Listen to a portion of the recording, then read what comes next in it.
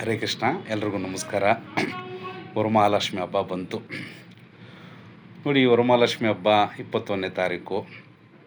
ತುಂಬ ಖುಷಿಯಿಂದ ನಾನು ಹೇಳೋದೇನು ಗೊತ್ತಾ, ಸಾಲ ಮಾಡಿ ಒಡವೆ ಹಾಕಿ ಪೂಜೆಗಳೆಲ್ಲ ಮಾಡಿ ನೋವು ತಿನ್ನೋ ಕೆಲಸಗಳು ಮಾಡ್ಕೊಬೇಡಿ. ತಾಯಿ ಲಕ್ಷ್ಮಮ್ಮ ನಿಮ್ಗೆ ಏನು ಕೊಟ್ಟವಳೋ ಅದರೆಲ್ಲ ತೃಪ್ತಿಯಿಂದ ಮಾಡಿ. ಶುದ್ಧತೆ ಲಕ್ಷ್ಮಿ, ಶ್ರದ್ಧತೆ ಸರಸ್ವತಿ.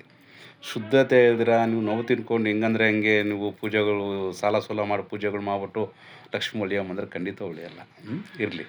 ಲಕ್ಷ್ಮಮ್ಮದು ಏನು ಟಿಪ್ಸು ಅಂದರೆ ನೋಡಿ, ಅವತ್ತು ಮುಹೂರ್ತ ಬಂದು ಬೆಳಿಗ್ಗೆ 5:30ಯಿಂದ 6:30ವರೆಗೂ ಮಾಡ್ಕೊಳ್ಳಿ. ಅದು ಬ್ರಾಹ್ಮಿ ಮುಹೂರ್ತ ತುಂಬ ಚೆನ್ನಾಗಿದೆ, ಅದನ್ನು ಮಾಡ್ಕೊಳ್ಳಿ.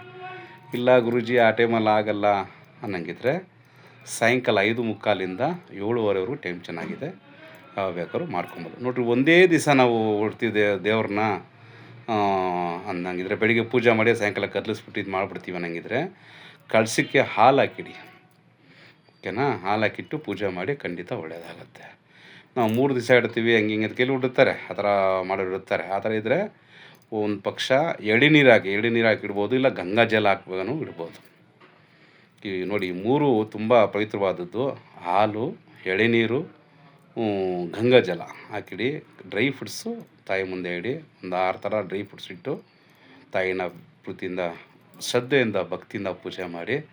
ಬರೀ ಲಕ್ಷ್ಮೀ ಪೂಜೆ ಮಾಡಿದ್ರೆ ಆಗಲ್ಲ, ನಾರಾಯಣನೂ ಪೂಜೆ ಮಾಡಬೇಕು. ಆವಾಗ ಇಬ್ಬರು ಜೊತೆಗಿದ್ರೇ ಜೀವನ ಚೆನ್ನಾಗಿರೋದು. ಹಾಗಾಗಿ ಇಬ್ಬರನ್ನು ಪೂಜೆ ಮಾಡಿ, ಸಾಲ ಮಾಡಿ ಒಡವೆ ತಂದಿಕ್ಕಿ ಮತ್ತೆ ತಿರ್ಗಾ ತಗೊಂಡೋಗಿ ಪೂಜೆ ಆಮೇಲೆ ಒಡೆ ಇಕ್ಕೋ ಕೆಲಸ, ಒಡೆ ಇಕ್ಕೋ ಕೆಲಸ ಎಲ್ಲ ಮಾಡ್ಕೊಬೇಡಿ.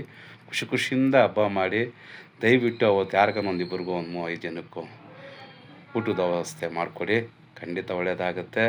ಇನ್ನೂ ಹೆಚ್ಚಿನ ಮಾಹಿತಿ ನಮ್ಮನ್ನು ಕಾಂಟ್ಯಾಕ್ಟ್ ಮಾಡಿ 9611 931 633. ಕೃಷ್ಣ ಎಲ್ಲರಿಗೂ ಒಳ್ಳೇದು ಮಾಡಲಿ. ಹರೇ ಕೃಷ್ಣ.